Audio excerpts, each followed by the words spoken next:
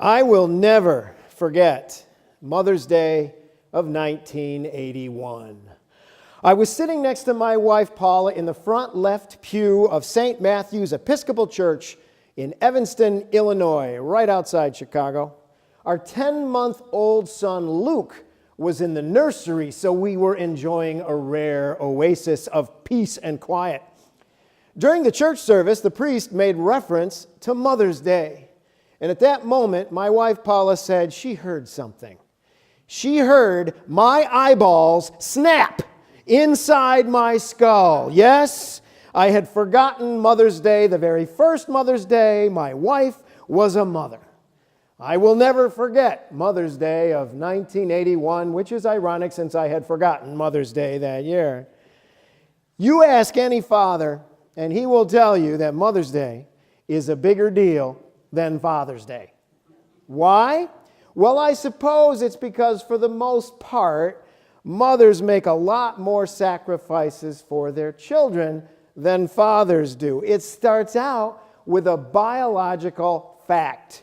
We all grew inside the very bodies of our mothers. We started taking up room that she had formerly used for other important purposes, such as eating comfortably or breathing, for example. Our mothers would never say so, but we were parasites, alien life forms feeding off her very life as we grew our own. We started our existence in our mother's womb, which is essentially a bag of water. Every human being starts out living inside a bag of water. Water equals life. And even as fully grown adults, our bodies are made mostly of water. The percentage varies from person to person, but it's roughly 60% of the human body. Water equals life. And that's the best reason I can think of for using water in baptism. We're blessed this month at St. Mark's. At the 10 o'clock service, we have 3 Sundays in a row with baptisms. Today, we're going to baptize Chase Van Cleek. Next Sunday, it's going to be Abigail and Everett Davenport, cousins of the Gridley family. And on May 22nd, we're going to baptize Calliope Jane Bertram. I love that name, Calliope Jane. Now, this is great. And so I decided to do 3 sermons in a row about baptism starting today. Baptism is a sacrament, and in our tradition, a sacrament is an outward visible sign of an inward spiritual grace. Now, every Sunday we celebrate the Eucharist, and the Eucharist, Holy Communion, is a sacrament. The outward visible signs, of course, are the bread and the wine. The inward spiritual grace is being fed the resurrection life of Christ once again. In baptism, the outward visible signs are the water and the oil or the chrism.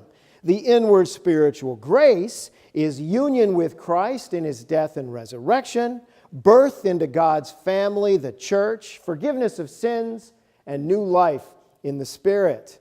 We use water, and water equals life. Baptism, above all else, is a celebration of life.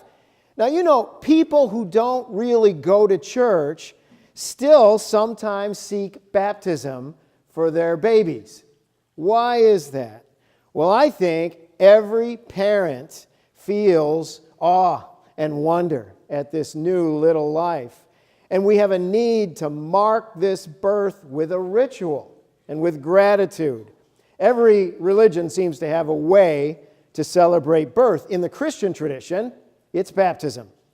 We baptize our babies to seek their union with Christ and their entrance into the life of the church and forgiveness for any sins they may someday commit. But above all, we baptize our babies to celebrate the gift of life and to say thank you for that gift. Water equals life, and we use water to celebrate this gift of life. Every one of us, baby Chase and his family, members of St. Mark's, guests, you, me, everybody has won the lottery. When you think about what's involved in your arrival on this planet, the history of your father's family, the history of your mother's family, the biology of conception on the cellular level, the incredible growth of those cells into a fetus and then an embryo and then a baby, it's all a miracle. I mean, it is so unlikely that you, in your particular uniqueness, should have ended up being you, that the word miracle applies, I think. You are a miracle, and so am I. And so is every baby you ever see. We use water to baptize them. Water equals life. Baptism is a celebration of the gift of life. So what are you going to do with it? You've been given this amazing gift. You've been born. There are people who love you.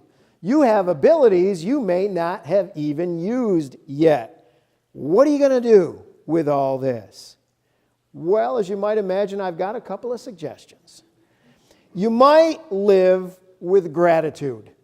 You might savor the blessings of life every day. And you might seek to be a blessing to the world and to the people around you. Do these things. Live with gratitude. Savor life's blessings every day. Be a blessing to others. Do these things for your world. Do these things for your God. And do these things for your mom. Amen.